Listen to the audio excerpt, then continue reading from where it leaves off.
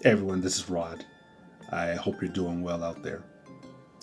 So, thinking and trying to get understanding about the Christian public and why some of them supported Trump so much. Just that was kind of interesting. I remember I was listening to a radio station a few months ago. The pastor on the station was talking about supporting Trump, and I thought it was kind of inappropriate, that a pastor would take a stand, a political stand, and he's encouraging his viewers to support Trump. And nothing against Trump or any other political affiliate, but I'm just saying I thought it was a little bit inappropriate. Then he took it a step further, and he was trying to encourage the black community to support Trump. But he was saying things like he knows a black woman who supports Trump, but she's afraid to support Trump because she feels that her black family or black peers or just the black community in general will alienate her. So she's afraid, but she had the courage to come forward and tell this pastor that she supports Trump, and that was a good thing. So this is what he's telling the community. I thought that was forced, but it leads you to think why. I know not too long ago, just before the election, a couple of pastors, big name pastors, I won't give their names here for now, they were praying on TV and praying that Trump wins the election.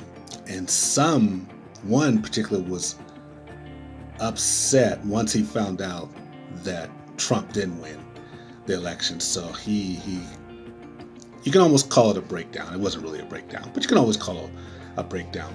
So why is this? Now there's a couple of reasons I've heard of.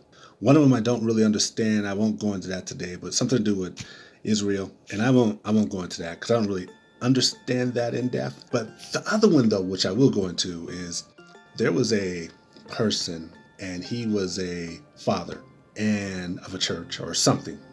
And he made a prediction, it could have been in the 80s or the 90s, that one day Trump would be president. It was interesting because people are going back to this. So he made this prediction in the late 80s or early 90s that Trump would be president.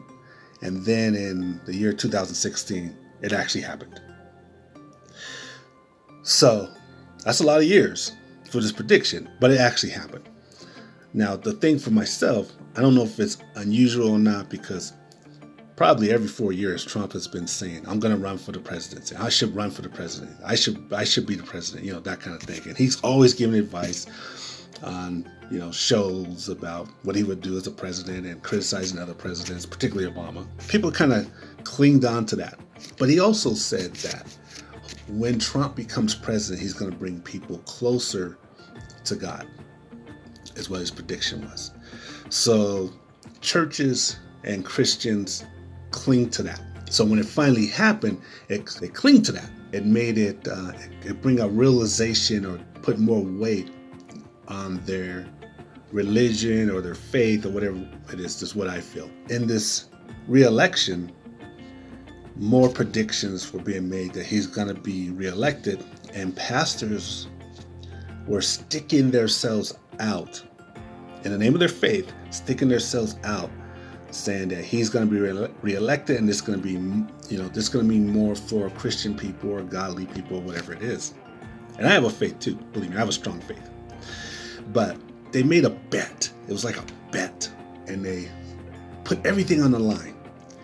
Now, if Trump won and this bet was realized, then it gave the Christian culture, the pastors, these churches, it gave them a lot more. It would give them a lot more credibility, a lot more power and faith. They can make other predictions, or they can direct their people in other ways, whatever I feel they were going to do.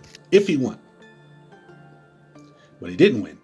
They had so much on the line, and they were talking about this was God's way, and he didn't win. So now what? It's like they made a bet, and the bet came flat, and they put everything on the line. This is supposed to be God's will. Everything is God's will, but this is supposed to be God's will. It reminds me, and this is an exaggeration, I'm not trying to be insulting, but this reminds me, like, Every couple of years, somebody always says the world is going to come to an end. These people didn't say that. I'm not saying that. But they always say the world's going to come to an end. And they give us a time, and people sell their things, and they quit their jobs, and they do all these crazy stuff. And then when that time comes, the world is still here. It didn't come to an end. And these people made this huge bet in fear or whatever it is, and it wasn't realized. And then what happens? You're just laying there flat. It's kind of the same thing with this. People made a bet. The Christian community made this huge bet with Mr. Trump. It didn't pan out. So now what? So now people are quiet. Now people are going to disappear. These pastors are going to be quiet. People are going to act like nothing happened. But you can't act like nothing happened. It did happen. People bet it. People were talking about it. That's my opinion on that. Peace and hope, everyone.